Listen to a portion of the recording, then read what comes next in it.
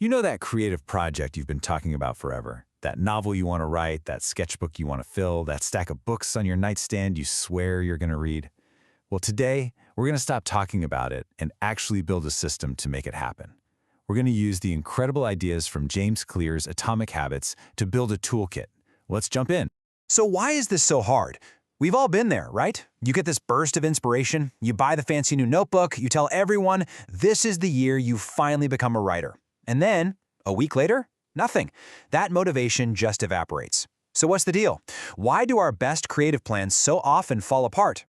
This quote from James Clear is everything. It's the whole ballgame. The problem isn't you. It's not your goals. It's your system. Or, your lack of one. Think about it. Your goal is the destination, but your system, that's the road that gets you there. If the road is full of potholes and dead ends, you're never going to make it. So let's build a better road.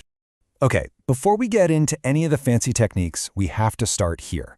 This is the absolute foundation. We have to stop focusing on the what we want to achieve, and start focusing on the who. Who do we want to become? It's a subtle shift, but trust me, it changes everything. Just look at the difference here.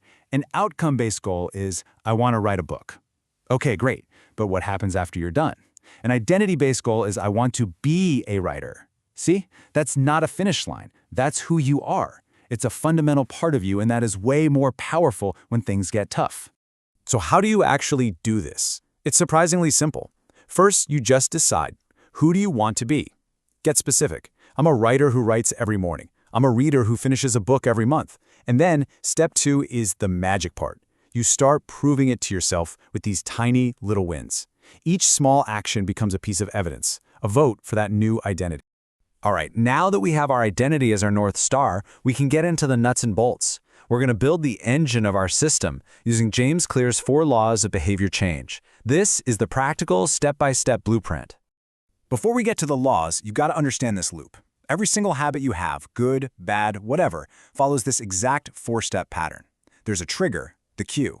That leads to a desire, the craving, which leads to the actual action, the response. And finally, you get a little prize, the reward. We're going to learn how to hijack this loop for our creative habits. And here they are, the 4 laws. These are the levers we're going to pull.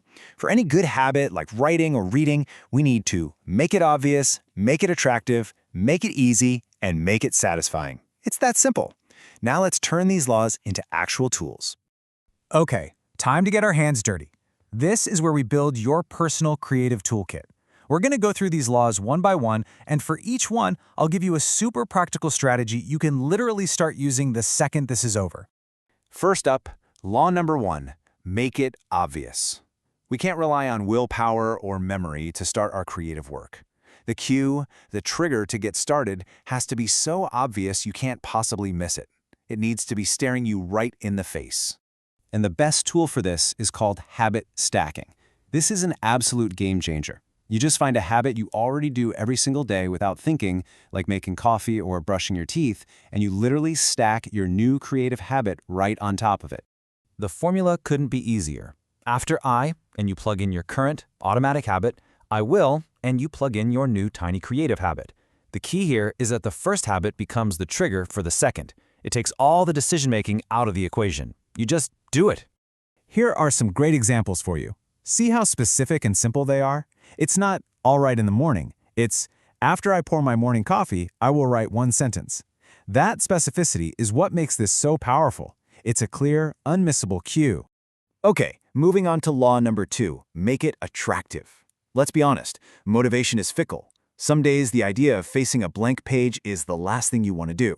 So we need to find a way to make our brain actually want to do the habit. My favorite strategy for this is temptation bundling. It's so clever. You're basically pairing something you have to do with something you get to do. You take an action you already love, something you look forward to, and you use it as the reward for your creative habit. So maybe you only let yourself listen to that true crime podcast while you're brainstorming. Or you make that amazing cup of coffee after you've written your 100 words. All of a sudden, writing isn't a chore anymore. It's the gateway to something you love. Your brain starts to crave the writing because it knows what comes next. Now, this might be the most crucial law of them all, especially in the beginning. Make it easy. Our brains are fundamentally lazy. They're wired to conserve energy, to take the path of least resistance. So we have to make our new creative habit the easiest, most frictionless option available. And for this, we have the 2-minute rule. This is your ultimate weapon against procrastination. Whatever your new habit is, you scale it down until it takes less than 2 minutes to complete. The point isn't to get a ton of work done. The point is to make it so easy to start that you can't possibly say no. So read every day becomes read one page. Write my novel becomes open the document and write one sentence. Practice guitar becomes take the guitar out of its case. Anyone can do that. You're not trying to achieve the goal. You're just mastering the art of showing up. Getting started is always the hardest part, and this rule just obliterates that barrier. And finally, our fourth and final law, make it satisfying. For a habit to stick, our brain needs an immediate reward. It needs to feel good right away. The problem with creative work is that the real payoff, a finished book, a beautiful painting, is often months or years away. We need a reward right now. So, how do we do that? We track our progress. Here are 2 super simple ways. You could go analog with the paperclip strategy. Every time you do your habit, you move a paperclip from one jar to another, or go digital and use a habit tracker to put a big X on the calendar. Either way, you get a little hit of satisfaction. You can see the progress you're making, and that visual proof is incredibly motivating. So you've built your toolkit, you have your system, but I want to be clear about something. This isn't a finish line. Building a creative life isn't a one-time fix. Mastery is a process. It's a continuous cycle of practice and improvement. Think of it like this. You start with the 2-minute rule and just read 1 page a day. That's level 1. Once you've mastered that, maybe you level up to reading for 5 minutes, then 10, then a chapter. Each habit builds on the last. You never stop improving. You just keep adding another layer, getting a little bit better every single day. And that brings us right back to where we started, doesn't it? It all comes back to identity. This entire system, all these tools and tricks, they're not just about writing more or reading more. They're about becoming a writer. Becoming a reader. Every tiny action you take, every sentence you write, every page you turn is a vote for the kind of person you want to be. So the only real question left is, how are you going to vote today?